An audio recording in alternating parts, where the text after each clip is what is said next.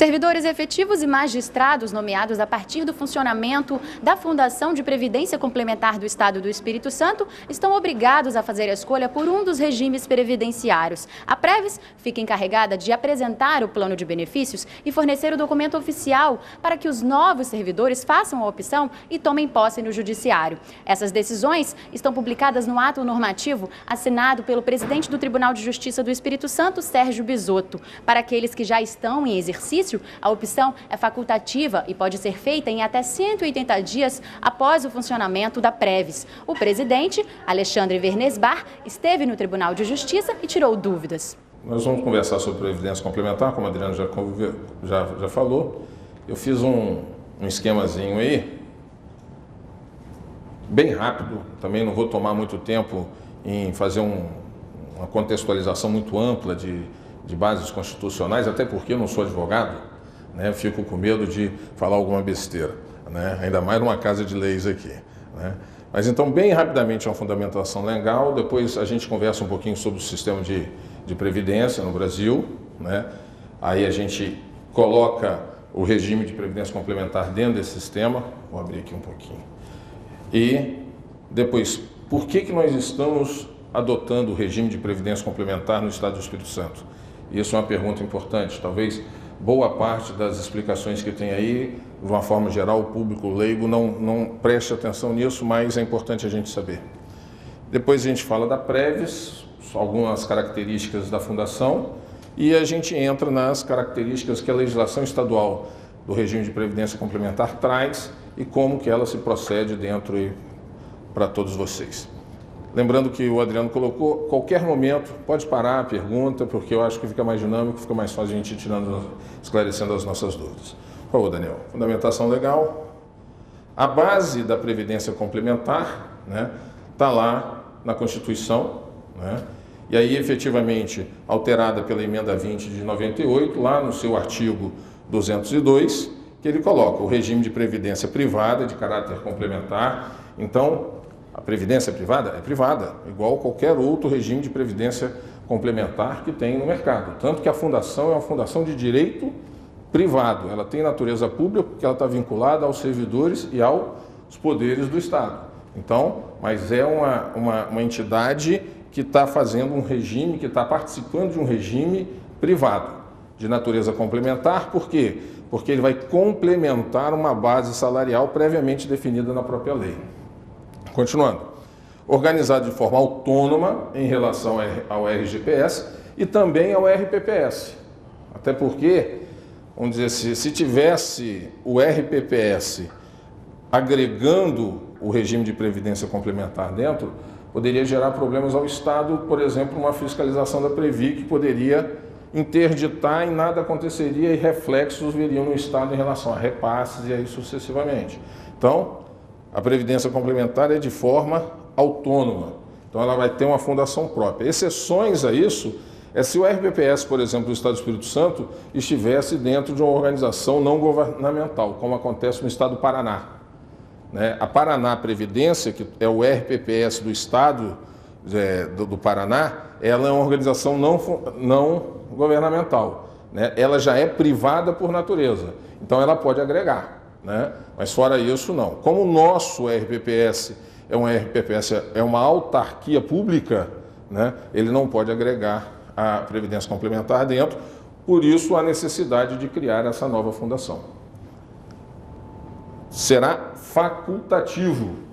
O regime de Previdência Complementar é facultativo, ele está instituído no âmbito do Estado.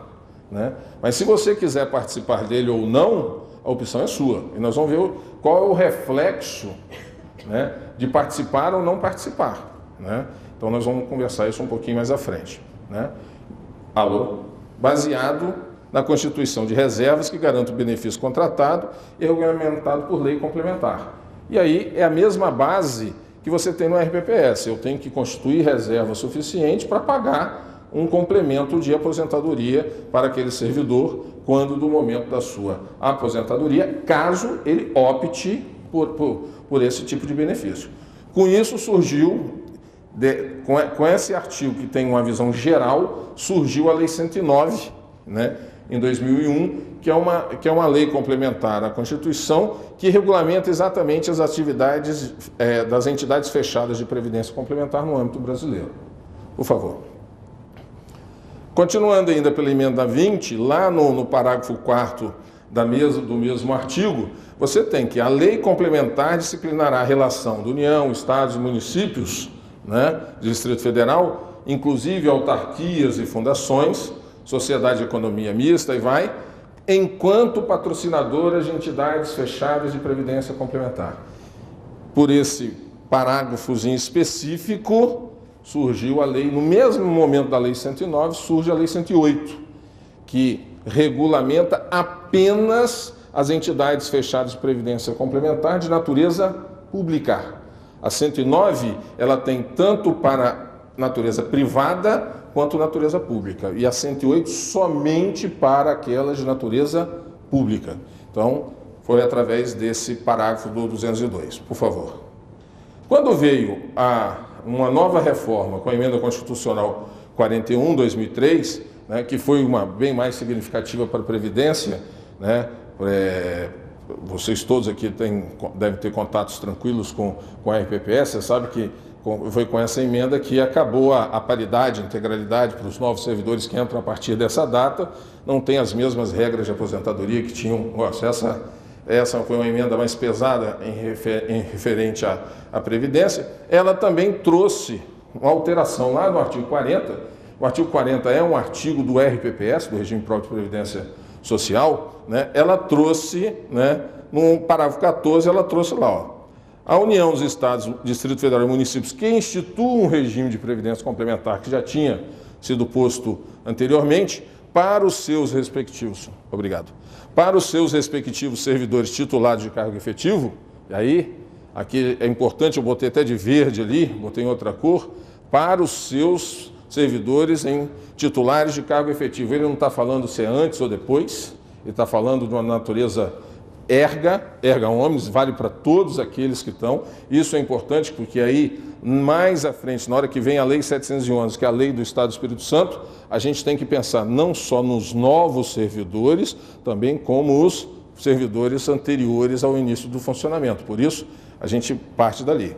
Poderão fixar o valor das aposentadorias e pensões a serem concedidas em função do limite máximo estabelecido dos benefícios do regime geral de previdência social. Quer dizer, você estipula aqui o teto, até onde vai a competência do IPA-JM, e a partir desse limite que passa a ser a competência da Previs. Então ficou também estabelecido na nossa lei, né, que até o limite de hoje do teto, que é 4.390,24, é o âmbito do IPA-JM para os novos. Depois a gente vai separar bem isso. E acima disso são as bases para a previdência complementar em função da Previs. Por favor. Né? No parágrafo 15, ele traz a previdência complementar vai ser implementada no Estado, tem que vir através de uma lei complementar. Quem vai fazer isso? É uma lei complementar que tem que ser de iniciativa do Poder Executivo. E foi o que foi feito. Né? Aqui no Estado do Espírito Santo nós somos inovadores em relação a isso. Por mais que a lei, né, por mais que o Poder Executivo tivesse, né, constitucionalmente garantido pela sua própria vontade de fazer a lei, ao contrário do que já aconteceu em outros estados, aqui foi uma lei construída por 8 mãos, vamos pensar assim. Né? Então, nós constituímos um grupo de trabalho, né? E esse grupo de trabalho não tinha apenas servidores do Executivo, esse grupo de trabalho tinha servidores do Executivo, servidores do Legislativo, servidores do Judiciário, do Ministério Público e do Tribunal de Contas. Né? No Executivo tinha pessoas da PGE, da SEGER, né? Quem mais? PGE, SEGER, Planejamento, né? Eram basicamente esses três, Fazenda, né? E a mesma coisa aconteceu nos outros poderes, né? Os presidentes desses outros poderes tiveram a liberdade de indicar quem o quisesse para participar desse grupo de trabalho. E esse grupo de trabalho, né, fez a modelagem da Lei 711, que foi para o governador do Estado. Então, por mais que a garantia constitucional do Poder Executivo ter essa iniciativa por ele mesmo, não foi uma lei construída pelo Poder Executivo. Foi uma lei construída pelo Estado de uma forma geral, por todos os poderes que estão dentro do Estado, Ministério Público, Tribunal de Contas, e eu, na época, estava pelo Instituto de Previdência do IPA-JM, que eu era o diretor de benefício, o diretor técnico do IPA-JM.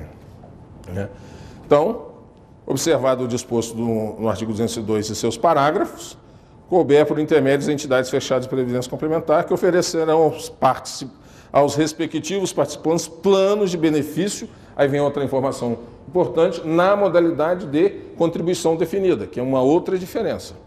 Quem entrou no Estado até então, né, só estava vinculada ao IPA-JM, né, no que se chama de benefício definido. Você já sabe lá na aposentadoria quanto você vai ter. Quem entrou até a emenda 41, né, tem uma série de regras de aposentadoria que você pode ter, inclusive entre elas, algum modelo de integralidade e paridade. Quem entrou depois da emenda 41 vai se aposentar por 80% das maiores contribuições no período de julho de 94 até a data da aposentadoria e vai. E isso comparado com o último provento dos dois, o menor, né? Então, isso é o que acontece ali, né? Isso no benefício definido. Quando você vem para a contribuição definida, você não sabe com quanto você vai se aposentar, vai depender de você, né? Então, você sabe que até o limite do teto, quem vai lhe garantir é o IPA-JM. O que exceder o teto, quem vai lhe garantir é você. São as suas contribuições individuais que você fizer para você mesmo, e aí é uma grande diferença entre os dois regimes, que o RPPS é um regime de natureza solidária, ele é coletivo. Você paga muito ou pouco para uma coletividade, né? Se chegar lá na frente não tiver condição, teoricamente, daquele valor juntado pagar o benefício, teoricamente é o Estado que tem que vir aportar. Mas você corre o risco do Estado também não ter grana e não aportar nada, como já aconteceu fora do Brasil e está acontecendo já em alguns estados brasileiros, né? Então, isso pode acontecer. Na contribuição definida, não. Na contribuição definida, a sua contribuição é sua, é para você. É como se dentro do regime houvessem 35 mil caixinhas diferentes. Então, eu estou contribuindo com R$50, eu estou contribuindo R$50 para mim. Vai para o meu extrato e meu nome e aí sucessivamente. Então, eu sei efetivamente o quanto que eu tenho. E essa caixinha sendo levada no tempo ao futuro, né, vai gerar um montante de recurso que vai pagar a minha complementação. Dependendo de como eu construir isso, eu posso ter menos, eu posso ter igual, ou posso ter mais, né? Isso depende de quanto eu pago, por quanto tempo eu vou pagar, né? É meu, né? Aí tem algumas particularidades que é melhor a gente, lá na frente, a gente vai conversar mais sobre isso, a gente toca isso. Só volta um pouquinho.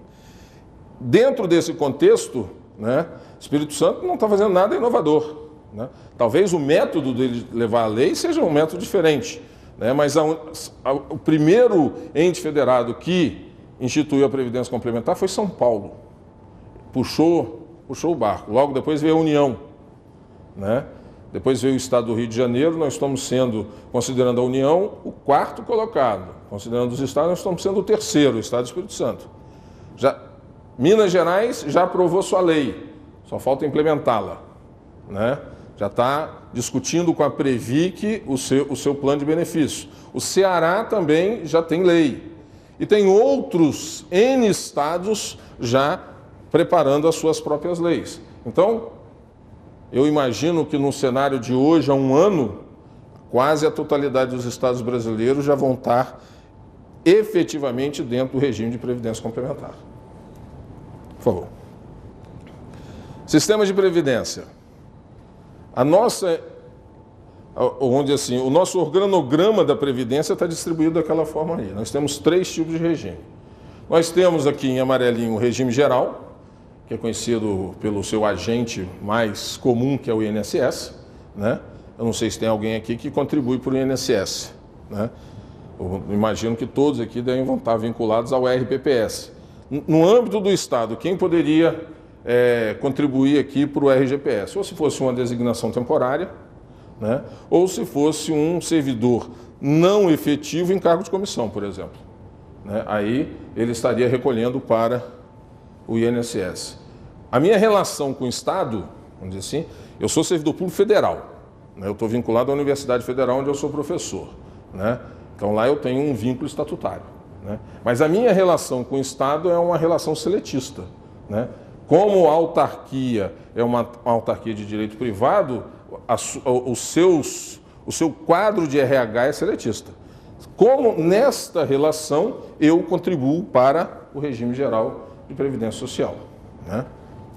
Continuando, do lado eu tenho lá no verdinho, eu tenho o regime próprio, né? Ali tem uma série de informações, né? O regime geral é com base no artigo 201 da Constituição, ele é de natureza obrigatória, todo mundo que entra vinculado ao regime seletista, ele obrigatoriamente ele recolhe ao INSS. É um regime de repartição simples, quer dizer, o dinheiro vai para um bolo, no final do mês, o Estado, a União, quem quer que seja, no caso aqui o INSS, vê lá, quanto que eu tenho que pagar? Eu tenho que pagar 10. Quanto tem aqui, todo mundo juntou? Tem 6. Então, vai lá e coloca a diferença. Então, nunca sobra saldo naquele fundo, né? Por isso que chama de repartição simples ou regime de caixa, a mesma coisa. É um regime deficitário, né? E é deficitário muito mais pelos benefícios pagos ao meio rural do que ao meio urbano, né? Se você pensar nos benefícios pagos ao urbano, ele é até superavitário. O regime próprio também, né, que está lá com base no artigo 40 da Constituição, ele também é de natureza obrigatória. Qualquer servidor que entra no Estado, né, independente daqui para frente ou no passado, já sabe que tem que contribuir 11%. No passado tinha uma metodologia, daqui para frente vai ter outra metodologia. Mas já sabe que tem que contribuir com 11%. É o que todos aqui contribuem hoje, né, para o IPA-JM. 11% por parte do servidor e 22% por parte do Estado. Ele pode ser de repartição simples ou de capitalização. São Paulo, por exemplo, ele é de repartição simples. Não tem um fundo. Vai cair o dinheiro lá, se faltar o Estado aporta, né? No caso do Estado do Espírito Santo, nós temos tanto o regime de repartição simples quanto o regime de capitalização. Para aqueles servidores que entraram até o advento da Lei 282, que foi 22 de abril de 2004, eles estão no fundo financeiro, que é um fundo de repartição simples, que é um grande problema, né, para todos os poderes do Estado do Espírito Santo, é o fundo financeiro. A gente vai chegar mais na frente, aí o Adriano depois está aqui, ele deve ter o número de cabeça, quanto que só o Poder Judiciário aporta efetivamente em relação a esse fundo financeiro. Mas nós temos também aqueles servidores que entraram a partir de 22 de abril de 2004, tem o fundo previdenciário. Aí você vai colocando o dinheirinho lá. Hoje esse fundo paga pouquíssimas aposentadorias e pensões, muito poucas, mais por invalidez ou por morte. Ninguém efetivamente que entrou em 2004, vamos dizer assim, se teria que ter 10 anos no mínimo de serviço público, vai começar até a partir de agora, né? Então, esse fundo começa a ter a possibilidade de pagar aposentadorias normais a partir de agora. Então não tem, mas é um fundo capitalizado e hoje tem aproximadamente aí, no caso do Estado do Espírito Santo, 1 bilhão, um pouco mais do que isso, guardado lá para pagar a aposentadoria desses que entraram a partir de 2004, né? De uma forma geral, no Brasil ele é deficitário, né? O déficit financeiro dos fundos dos RPPS no Brasil chega a aproximadamente 52 bilhões de reais. Financeiro. Se você pegar o déficit atuarial, chega a 2,1 trilhões de reais, né? Então, quer dizer, se hoje todos os RPPS falam assim, vamos aposentar todo mundo, né? Os estados e a União teriam que botar no bolso 2,1 trilhões de reais para ter condição de fazer isso. E no meio ali está a Previdência Complementar, que é a nossa, com base no artigo 202 da Constituição, como nós já vimos. É um regime facultativo, ele já está implantado no âmbito do Estado, mas a opção de estar dele ou não é individual, né? Ele é um regime 100% capitalizado, não tem repartição simples aqui. Então, por que capitalizado? Obrigatoriamente capitalizado, porque o dinheiro que você coloca é dinheiro para você. Então, é uma capitalização individual, enquanto no RPPS a capitalização é coletiva, é solidária, né? Ele é superavitário, hoje aproximadamente 15,38% do PIB brasileiro estão vinculados a fundos de pensões, né, que trabalham nesse foco nosso. Em relação dentro do regime de previdência complementar, você pode ter entidades abertas de previdência complementar ou entidades fechadas de previdência complementar. Tem uma diferença, né? Se você sair daqui a qualquer momento, você pode atravessar a rua, parar ali no Banco do Brasil, no Banesp, aí sucessivamente, e fazer uma previdência complementar. Só que eles não são entidades fechadas, eles estão enquadrados como entidades abertas de previdência complementar, qualquer um. O objeto dele é acesso a qualquer pessoa, então qualquer pessoa pode passar lá e fazê-lo. Eles visam lucro, então tem taxas elevadas de carregamento e de administração, dependendo do tipo de plano que você vai obter, você pode ter até 30% de taxa de carregamento, que é bem pesado, né? Eles são sociedades anônimas e são fiscalizados pela Superintendência Nacional de Seguros Privados, que está vinculada ao Ministério da Fazenda. Nós não nos enquadramos aqui. A Previs, a fundação, é uma entidade fechada de previdência complementar. Ela tem o quê? Observa as características. Ela tem identidade de grupo. Então, ela vale para quem? Para os servidores públicos em provimento de cargo efetivo do Estado do Espírito Santo. Acabou. Ah, mas eu sou servidor lá de Minas Gerais, achei seu plano maravilhoso, quero fazer aí. Posso? Pode não. Você não é servidor efetivo em provimento de cargo efetivo, né? Então você não posso. Ah, eu estou passando aqui fora, achei tão bonito o Tribunal de Justiça, gostaria de vir aqui trabalhar no Tribunal de Justiça no futuro, mas por enquanto eu queria fazer uma previdência complementar. Então, no futuro, você pode fazer com previdência complementar lá fora, mas no futuro, quando você entrar aqui no Tribunal de Justiça, você faz a previdência complementar. Agora você não pode também. Então, identidade de grupo específico, servidores em provimento de cargo efetivo, contada a partir do início ou anterior, com regras distintas. Não tem finalidade lucrativa. Então, a ideia, por exemplo, a Prévista pequena, elas têm que se manter pela própria geração de receita. Então, quando a receita está pequena, ela tem uma taxa um pouco maior. À medida que essa receita for crescendo, essa taxa vai diminuindo. A ideia é que seja no final do ano é 0 a 0. Eu não tenho que ganhar lucro aqui para me sustentar. Não tenho que tirar esse lucro do servidor público. Então, a tendência no longo prazo, né, é que a taxa de retorno do servidor público seja muito mais atrativa de qualquer outro investimento que ele tem no mercado, né? Ela ou é uma fundação, uma sociedade não governamental, como já falei anteriormente, em função das que já foram constituídas, todas até agora constituídas foram fundações, né? A FUNPRESP, no âmbito da União, a SP Previcon no âmbito do Estado de São Paulo, a RJ Prev no âmbito do Estado do Rio de Janeiro e a Previs no âmbito do Estado do Espírito Santo, né? E ela não é fiscalizada pelo Ministério da Fazenda, é fiscalizada pelo Ministério da Previdência Social, né?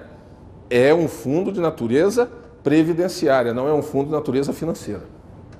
Tem outro aspecto, né?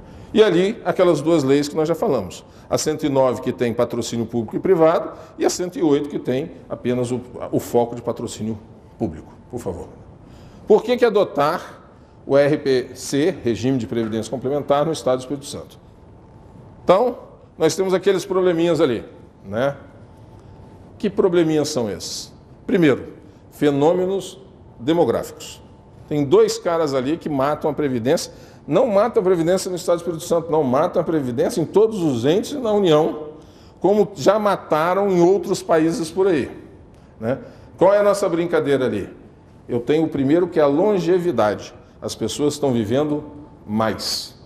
Estão demorando, vou fazer uma brincadeira aqui, estão insistindo em ficar vivas, né? Então, o que acontece? Eu entro e contribuo por 30 anos, mas vivo 40. Eu desequilibrei o regime, porque os meus 30 anos de contribuição, né, não vão ser suficientes para pagar o benefício por 40 anos de contribuição futura. E até, esse cálculo é fácil de se fazer, né, eu contribuí por uma carreira crescente e no final recebo pelo nível que eu me aposentei, que não foi o primeiro, né? Então, né? E ainda existe uma relação de quantos ativos eu preciso para ter esse modelo equilibrado, quer dizer, eu preciso de 4 servidores na ativa para manter um servidor na inatividade de uma forma equilibrada, né? Depois vocês vão ver qual é essa relação aí. Então, eu vivendo mais, mas contribuindo por menos tempo, ou às vezes nem contribuindo, eu dou esse exemplo até brincando com a minha família mesmo. Minha família quebra a Previdência do Estado do Espírito Santo. Eu tenho uma tia que se aposentou no ano que eu nasci. Ela era diretora de escola pública estadual. Então, se ela se aposentou no ano que eu nasci, ela não tinha nem 50 anos, era 40 e poucos anos, porque naquela época, professora começava com 16, 17 anos. Ela se aposentou com 25 anos na educação, então com 40 e poucos anos ela já estava aposentada. Está viva. Está viva a bichinha. Sabe quanto que ela contribuiu? Nada. Porque naquela época, até 1960, ninguém contribuía. Mas ela está viva. Então ela desequilibra o fundo financeiro? Desequilibra. Eu tenho um outro tio que esse insiste. Esse é um cara que insiste, né? E se você olhar para ele, você acha que ele não ainda vai morrer, vai demorar a morrer, vai morrer depois da gente ainda, né? Chama Gustavo Wernesbach, né? Alguém já deve ter escutado ele mora lá na estação de Domingos Martins, ele está com 103 anos de idade, ele é aposentado pelo Estado, na Assembleia Legislativa, né? Esse quebra também, porque sabe quanto que ele contribuiu? Nada, e está vivendo esse tantão. Como os meus parentes, imagino que toda a família deve ter um parente que tem alguma vinculação assim. Eu quebro, mas vocês estão me ajudando a quebrar também, né? Então, é um problema. É um teórico problema. No modelo atual, ele é um problema. Contribuo por pouco tempo, mas vivo muito tempo. Eu quebro o sistema, né? Poderia não quebrar o sistema. Poderia não quebrar se eu estivesse oxigenando o sistema por baixo. Quer dizer, nascendo muita gente. Vocês vão me desculpar aqui, eu vou fazer umas brincadeiras aqui. Eu não consigo tirar o meu viés de professor, né, mesmo sabendo que eu estou falando para juízes, embargadores, assessores, funcionários, mas eu vou brincar um pouquinho com vocês para ficar mais descontraído o nosso bate-papo. Nós estamos treinando pouco, a fecundidade do Estado do Espírito Santo está caindo. Temos que ser mais ativos, né? Quando o modelo previdenciário brasileiro começou a ser desenvolvido, nós tínhamos, em média, por família, de 4 a 6 filhos por família. Então, quer dizer, tinha muito jovem entrando no mercado debaixo da pirâmide, muita criança nascendo. Hoje, o Estado do Espírito Santo é o estado que menos nasce criança. Nós estamos em aproximadamente 1,74. A média nacional é 1,9. Então quer dizer que a culpa é de vocês.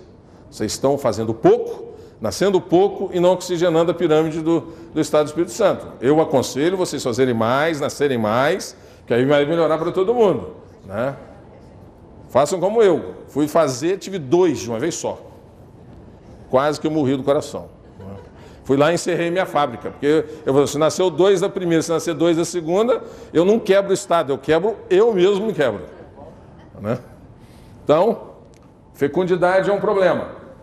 Outro problema, entrada tardia no serviço público. Hoje em dia eu conheço vários, né? Até mesmo na posição de professor, acabo você conversando. O filho, ele estuda segundo grau, antigamente você estudava segundo grau, fazia o quê? Estava doido para sair de casa, para arrumar seu emprego e tocar a sua vida. Hoje não, você faz o segundo grau, faz a faculdade, faz uma pós, faz mestrado, faz doutorado, aí você, mãe, eu posso ir embora? Né? O cara já está com quase 50 anos na cara, aí ele está começando a pensar, estou brincando, né? Quem normalmente pega uma carreira mais acadêmica, entra no mercado com 27, 28 anos. Quem topa entrar mais cedo, normalmente não seguiu os caminhos da academia para entrar no mercado. Mas mesmo assim, dentro de uma forma geral, nossos planos de cargos e salários de ascensão na carreira levam em consideração as titulações, né? E levando em consideração as titulações, muita gente já quer entrar um nível melhor. Então você tem visto, né, há 20 e poucos anos, 25 anos atrás, a média de entrada no Estado era entre 20 a 22 anos. Hoje, no último concurso, já deu 27 anos está entrando no Estado. Média. Então, tem gente que entra com 40. Né? Se está entrando mais tarde, teoricamente, ele vai ficar menos tempo no Estado, vai contribuir menos para o Estado, porque ele já vai trazer uma série de tempo que trabalhou na iniciativa privada, um outro ente, para ser averbado no órgão que ele está entrando. Ah, mas vai vir a contribuição junto. Tudo bem, está na lei que existe o Comprev. Mas se vocês procurarem direitinho com o IPAJM para ver como que recebe o Comprev, por mais que a gente peça, o governo federal não pinga. Ou melhor, não coloca, só pinga. Do estoque de a receber que tem, cai aí uns 500 mil por mês e olhe lá. Né? E olhe lá. Então é um problema.